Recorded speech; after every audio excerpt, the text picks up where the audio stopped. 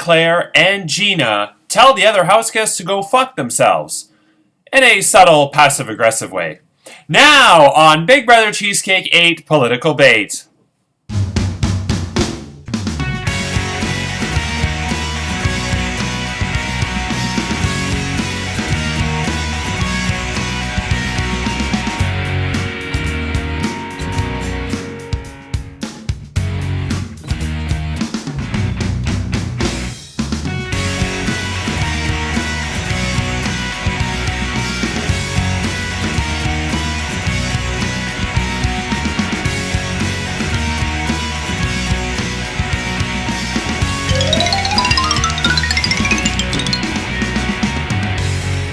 Hello, I'm Andrew Shevsik Moonves. Welcome to Big Brother Cheesecake 8 Political Bait. It's day 21 inside the Big Brother Cheesecake house, and this week Alex is the head of household, giving the Bloc Québécois safety for the week. He nominated Anne-Claire and Sean for eviction, but Sean won the Golden Power Veto with the colossal advantage in the Big Brother 3 Strikes Golden Power Veto competition, chose to use it on himself, and Alex nominated Gina in his place, which means tomorrow either Anne-Claire or Gina will be the first NDP evicted and will lose their shot at the $800 cash prize. Who will it be? You'll find out tomorrow. And what will their plea speeches be? We'll find out shortly. But first, as I just said, yes, Anne-Claire or Gina will tomorrow be the first NDP evicted, assuming we don't go to Rocks. But my prediction right now on that is no, we won't be going to Rocks. I was going to say this for later, but I'm going to say now, it was very interesting, and you can kind of tell in the plea speeches when they come later. I think both of the two women on the block don't desperately want to stay, but neither one is giving up either. And they're both, I think, pissed, and honestly, for a kind of good reason. I think there's enough house guests now that know that I can say this, that Anne-Claire felt confident that she was not going on the block in the first place. And she wasn't happy that she was. And then I don't think Gina thought she was going to be going on the block either, based on what I know. And I could go into more details, but I won't. So they're both not happy, but at the same time, they're not the type, they're very strong, independent women, and they're not the type that are going to beg and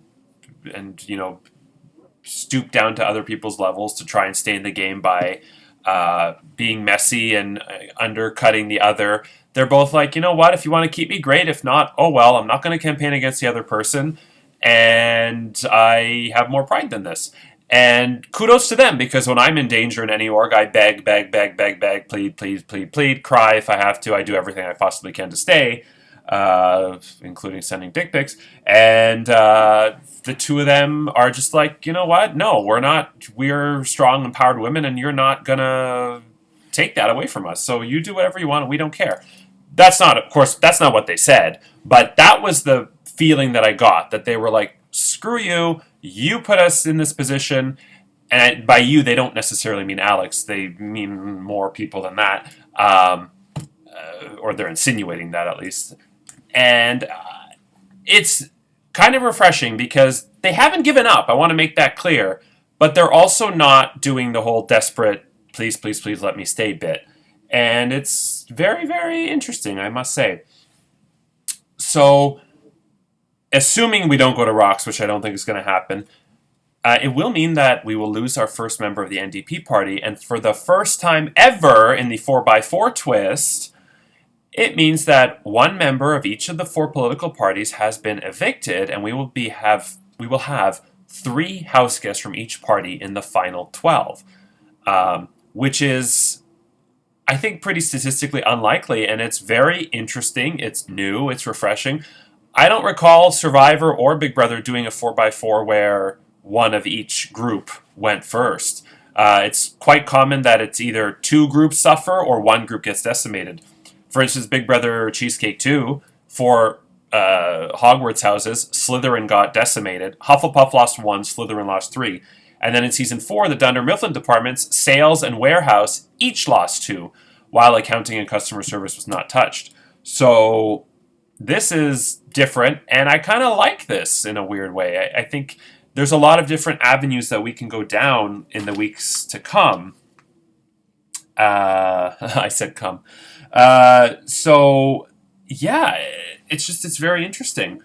And this season is a rare one where there's obviously sides and alliances, but it's not a. I don't like seasons where there's a whole bunch of floaters everywhere, nobody knows what's going on, and it's all kind of messy. I also don't like seasons where there is a line drawn in between the sand and it's this side of the house versus that side of the house. I used to like that, but it's kind of gotten boring. This season, where there's kind of groups and factions forming, and it's, unless I'm not seeing it, it's not really half the house. It's sort of clusters of groups. And I don't even mean political parties. I mean just clusters of people. And that's kind of more entertaining to watch. Because last season, it was pro-Ronnie versus anti-Ronnie. And the anti-Ronnies won out. And the season before was Karen and Steven, and eventually Mbop when Corey and Rhonda joined them, versus everybody else. What were they called? They had a terrible name. The Savers. And Mbop won out. You know, season 5 was you're either in Chantel's cult or you're not. And same with season 3. Hey, it worked for her, what can I say? Season 4 was Rai Rai trying to boss everybody around and dictate, them all waiting for the chance that, you know, his immunity would run out, and then they just all attacked him. Well, not all, but half. Again, it was half. He was either you're with Rai Rai or you're not.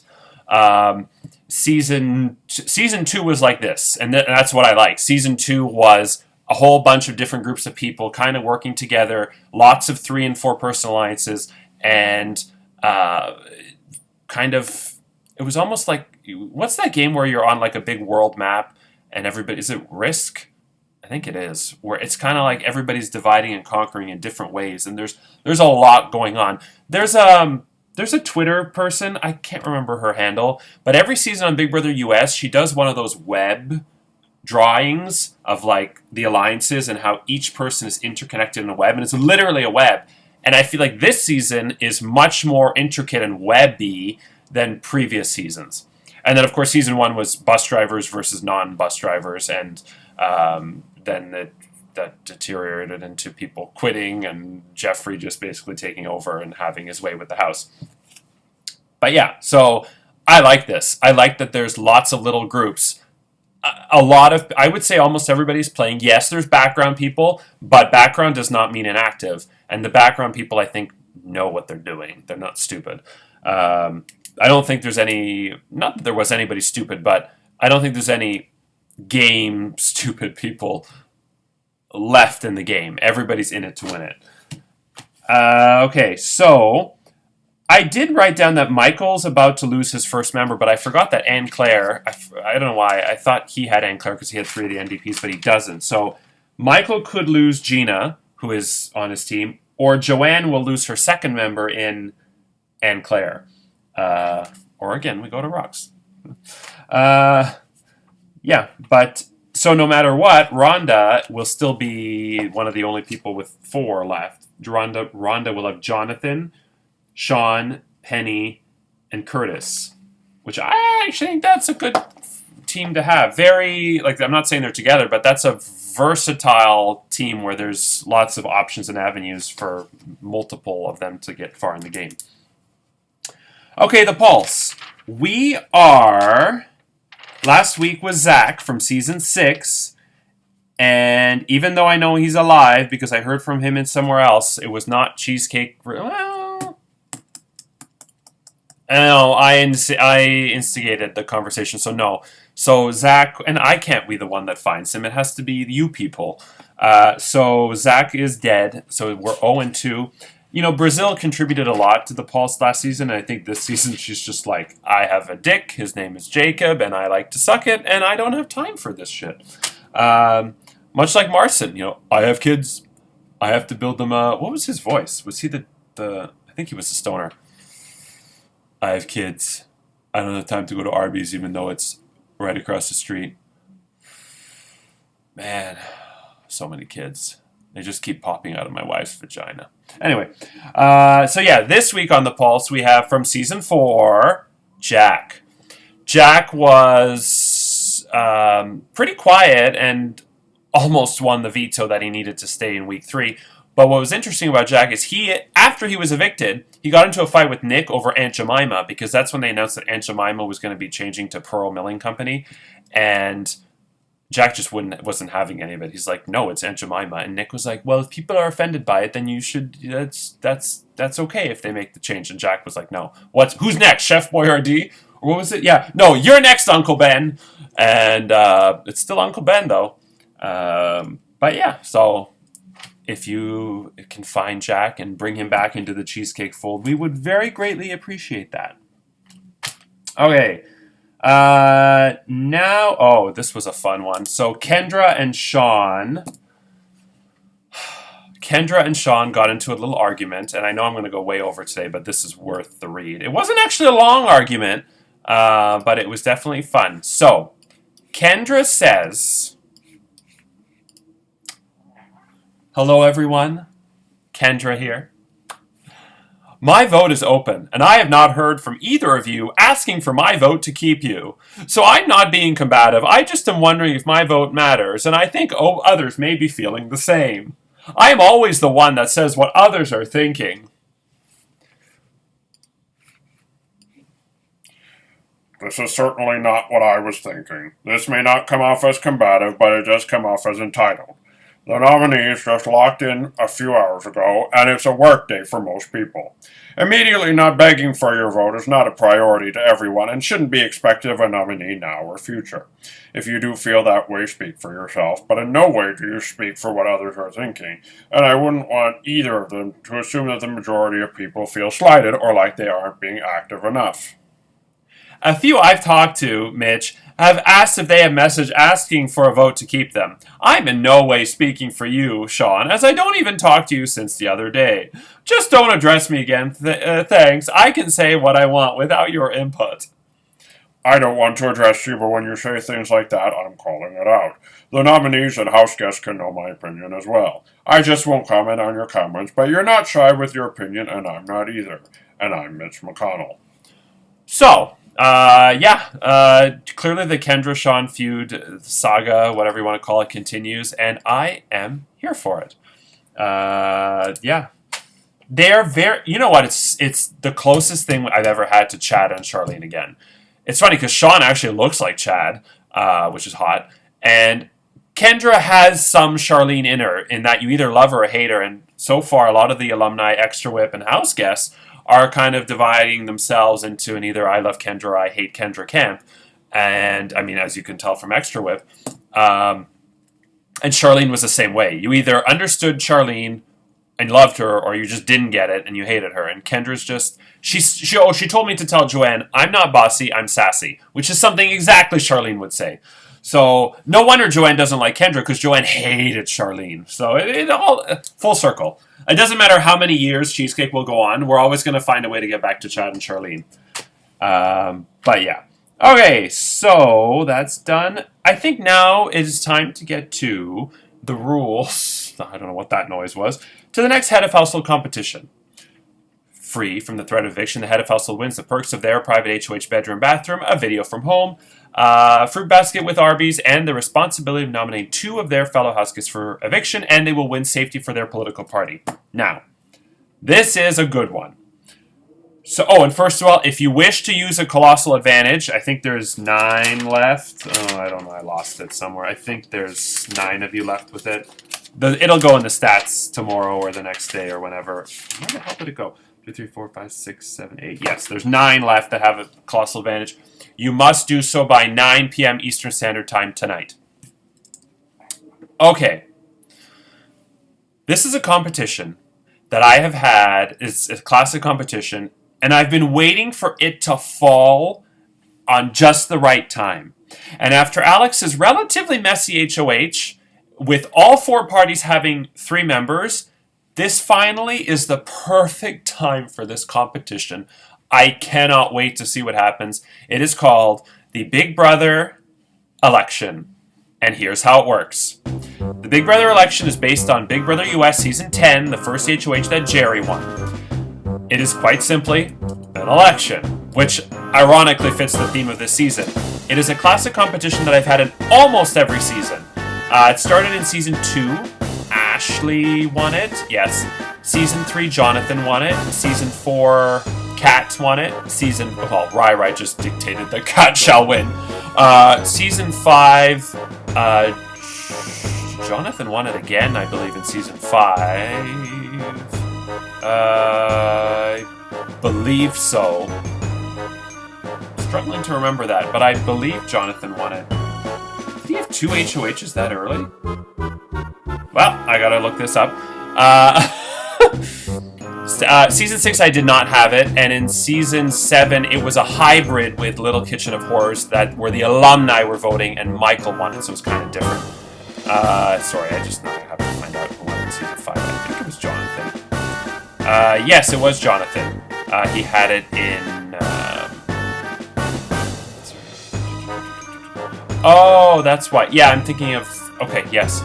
Jonathan did win it in season 5. I was thinking of a different competition. So Jonathan's won it twice. Interesting. Okay, so. But. Well, Michael was a winner. So, yeah. So, a winner just won the election. We'll see what happens this time. So, you are voting for one of your fellow house guests to win head of household. Very straightforward. I'll go over some ground rules. 1, you must cast your vote by 9 p.m. Eastern Standard Time tonight. 2, you cannot vote for yourself. 3, this is a big one. You cannot vote for anybody in your own political party. You have to vote for somebody in a different political party. 4, if you fail to vote, you will receive a penalty nomination. You will go on the block week 4. So make sure you cast your vote. What was I going to say now? If you wish to be in the running for head of household, you must submit a video campaign. Your video does not have to be special, fancy, whatever. It's just you talking. And the video must be approximately 1 minute. The window is going to be 45 seconds to 1:15. If you send anything outside of that, it's not allowed and it will not count. So it must be between 45 seconds to 1:15. A minute. That's it. Not a lot of time, but I don't want long-winded campaign speeches from all of you. So it's that simple. Whoever has the most votes will become the new head of household. Glow, you have a disadvantage because you are in the blackout torture chamber, which means you have a disadvantage in every competition until you win one. Whatever your vote total is, I will subtract 1. And in the event of a tie, Glow, you automatically lose. Now, in the event of a tie between any other 2 or more house guests, there will be a special tie-breaking question that will take place Tuesday night tonight at 9 p.m. Eastern Standard Time. So please, if you're trying to win, be online at 9 p.m. Eastern Standard Time tonight. I believe that's everything with that. Also, before I get to the plea speeches, wow, I'm going to go on way long today. Very important, house guests. Voting is now open to evict Anne Claire or Gina. You must cast your vote in the format I vote to evict name, or your vote is reversed, and you must vote by tonight at 9 p.m. Eastern Standard Time. Alex as head of household. You're not eligible to vote, not even in the event of a tie. And the nominees, Anne Claire and Gina, you're not eligible to vote. And Alex, as per the Ken Jennings effect, you can play in the election head of household competition. Oh, and the nominee who is evicted, their vote will not count. So there will be 12 votes for head of household, not 13. Before we get to the final plea speeches, there's one last important thing that I'm sure you're all waiting for, and that's to find out how Sean did in the temptation competition. So let's find out. I'm here with Sean, who has accepted the temptation challenge. Or the temptation competition, and he is going with the Owen strategy of trying to turn me on with his arms. But that will not change the results, unfortunately, because I cannot help you. So, but I appreciate the sentiment. Fair. Okay, anything you want to say about the game in general before we start? I will be using all my lifelines. You don't have any. I know. So we're done. That's it. I already used them. Congrats to me. Yay. So reminder, you're going to have the 5 hardest questions that were remaining for Millionaire. If you get 5 out of 5, you get to steal a power. If you get 4 out of 5, you get vote tripler plus the immunity from rocks. Oh, there. Okay. 3 out of 5 is vote tripler or immunity from rocks. 2 out of 5 is nothing. 1 out of 5 is you're instantly on the block week 4 as an initial nominee. And 0 out of 5 is the double Pooh Brown power veto, which is basically death. So, yeah. Okay. Are you ready? Yes. Audience, are you ready? And this is Regis Philbin saying, let's play Who Wants to Be Millionaire? Okay. This would have been the $64,000 question. Here we go. Okay. Which of these Fox News correspondents is a Democrat? Katie Pavlich, Dagan McDowell, Shannon Bream, Jessica Tarloff. Do that really fast.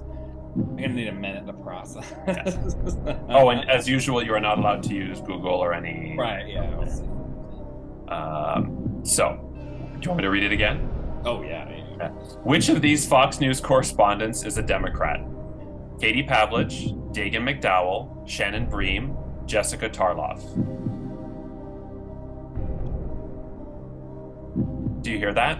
That's the sound of Kendra laughing at you. She might be wetting us all in a minute. Just see how it goes. Okay. Any ideas? I do know. Oh, God.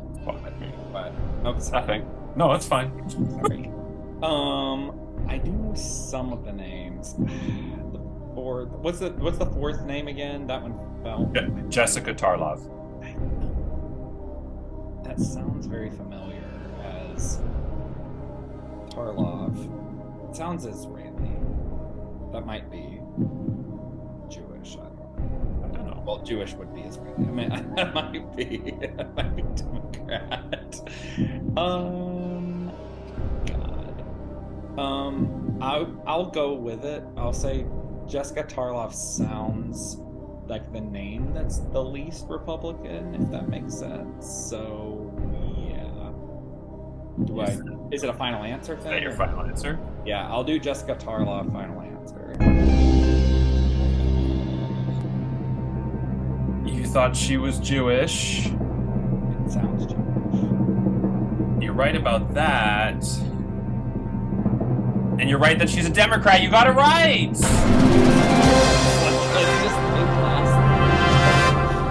Let's be racist. So you got one right. So you've already avoided the double Pooh Brown power veto. Thank God. That's good. So the worst you can do is just an initial nominee, and you can still get the steal of power. Here we go. This would have been the $125,000 question. On what day of the week did Princess Diana die? Friday, Saturday, Sunday, Monday. Weirdly enough, I think I know this because my mom's Aunt Dinah died, like her funeral was that day, and I went, and she always talks about the funeral. And I think it was a Sunday. Was that one of the options? Sunday? Yes. On what day of the week did Princess Diana die? Friday, Saturday, Sunday, Monday. I think it would have had to have been Sunday because we left. My mom would have been off work for the weekend. And I think it was Sunday. That's all Sunday final answer. How old are you again? If you don't mind.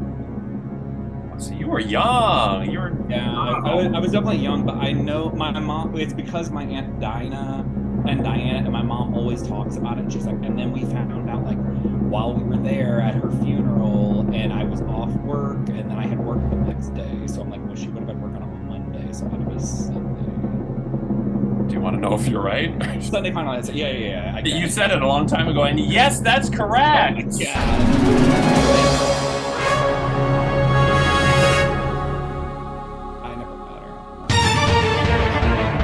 Wow, did not expect two in a right row right there. off the bat. I'm right there. So who knew? Wow.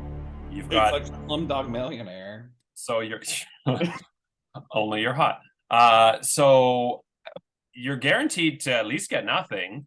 So the bad things are out of the way, and you could still steal a power. Have you decided which power you're going to steal if you win that?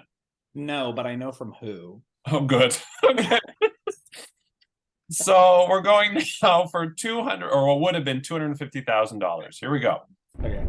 How many former U.S. presidents and former Canadian prime ministers combined are still alive? 8, 9, 10, 11.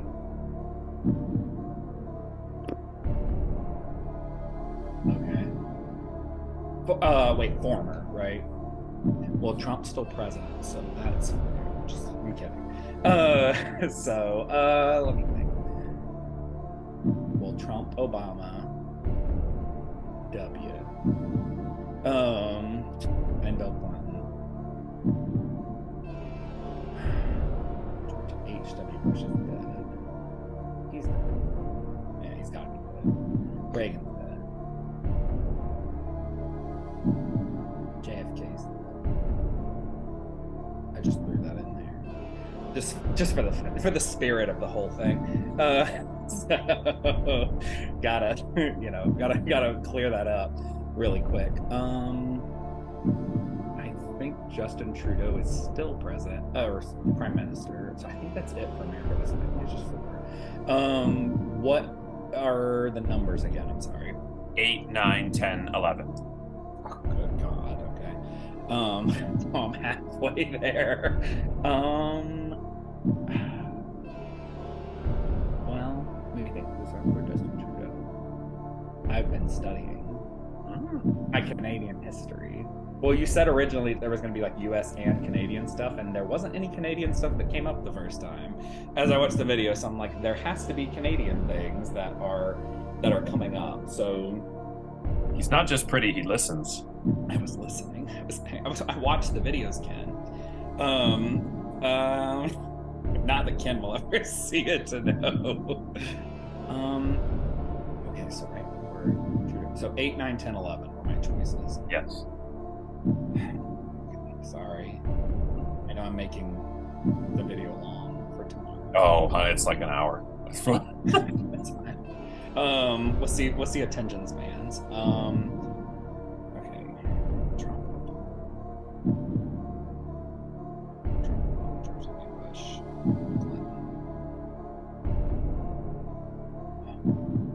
I was looking more at pictures, so I'm picturing faces of prime ministers, not names. Unfortunately, they weren't obituaries that I was looking at. So it's gotta be pretty high. I think it's 8 or 9.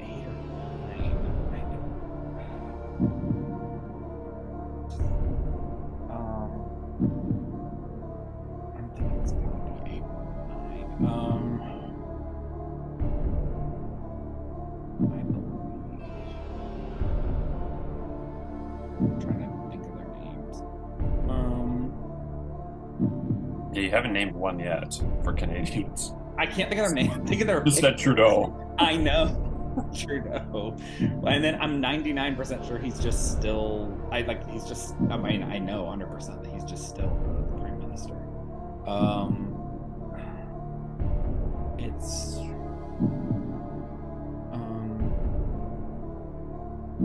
I'm gonna say 9. So I don't know. 8, 9, 10, 11.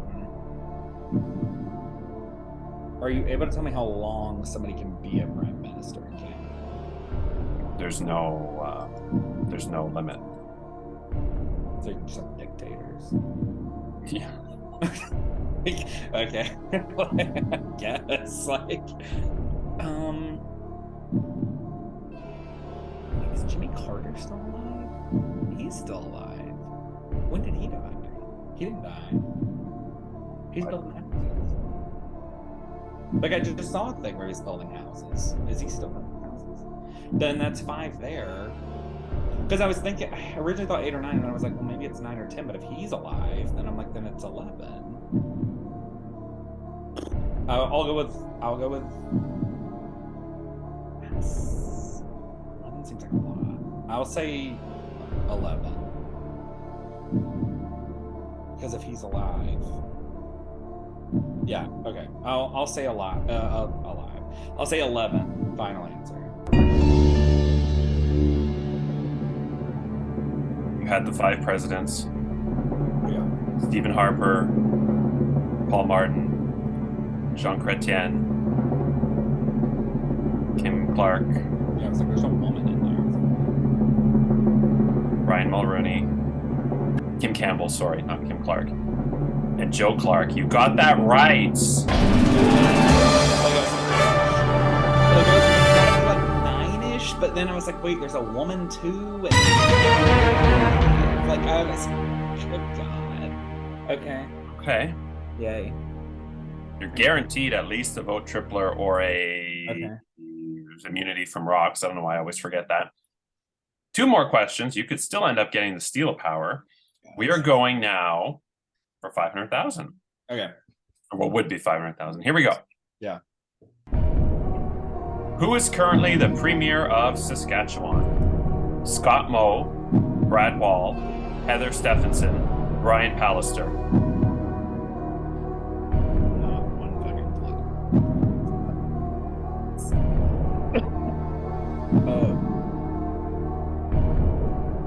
I guess say the names again. Scott Moe, Brad Wall, Heather Stephenson, Brian Pallister.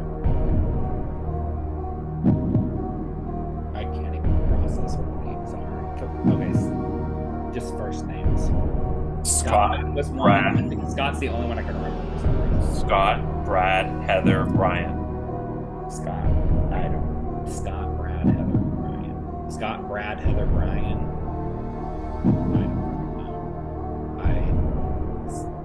Scott. That's the only one I can think of. Scott. Final answer.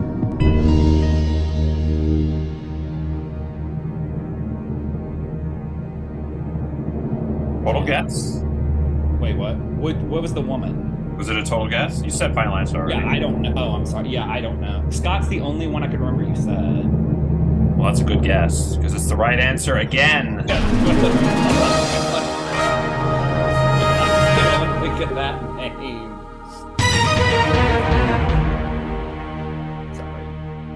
Sorry. Somebody from the game just messaged me. I can already feel the conspiracy theories coming, but that's 4 out of 5 correct. You would have 500,000 if you're in the game, but you didn't actually answer the first 10, so it's not really for that. But anyway, you're guaranteed now a vote tripler. Okay. And immunity from rocks. If you get this last one right, then by some miracle you will get to steal a power. Oh, God. Okay. I don't know. What the fuck? This would have been the $1 million question. Okay. Here we go. Which of these European countries currently has a female leader? Denmark. Hold on. Norway. Yeah. Hungary. Oh, yes. Portugal. Damn. I know Finland does 100%. So like I was it's gotta be that. Anything. I guess if Finland would, then something else Scandinavian would. So I'll say Norway. Is that your final answer? Yeah.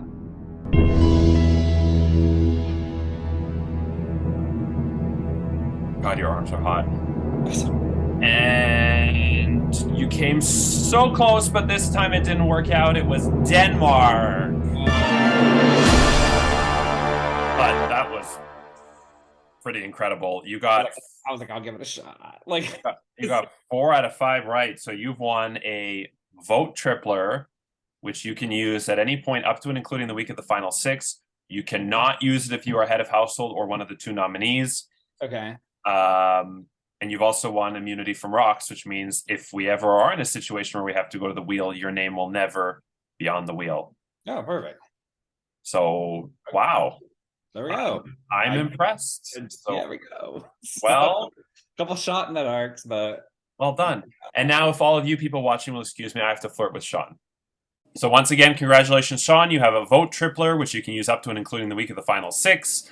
And you have immunity from rocks if we ever end up in that situation. So, well done. Now it is time to get to the final plea speeches.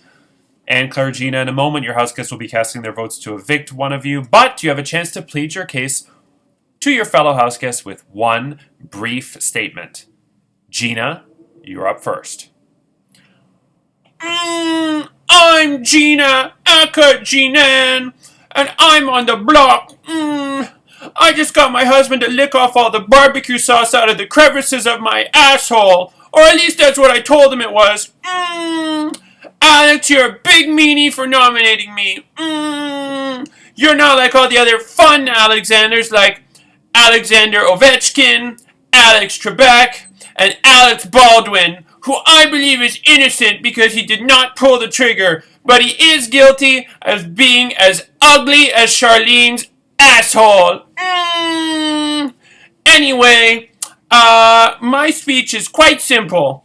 I don't know if winning the DPOV, the D standing for Dick, Pringles can was lucky, or if all it did was put a big fat bullseye on my sexy ass bazongers forever.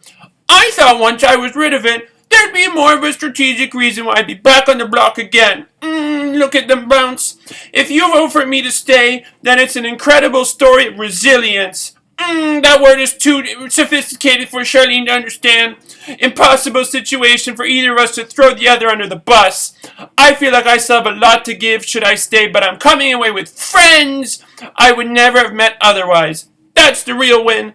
Be kind to one another, but that last sentence will fall on deaf ears. Okay, thank you. And Anne Claire, you're up next. Oh! This house is cute. I don't want to leave this house guests. You know, I've been having a fun time playing this game with you all. I ask that you think about your own personal game, and if I can help you stay in the game or get further in the game, then please will keep me. Hey, otherwise it's been fun getting to know all of you, and good luck. Say, I've got an ear infection, huh? Maybe this crystal duck will help my ear infection, huh? That's cute. Huh? So what do you suppose this crystal duck is made of, huh?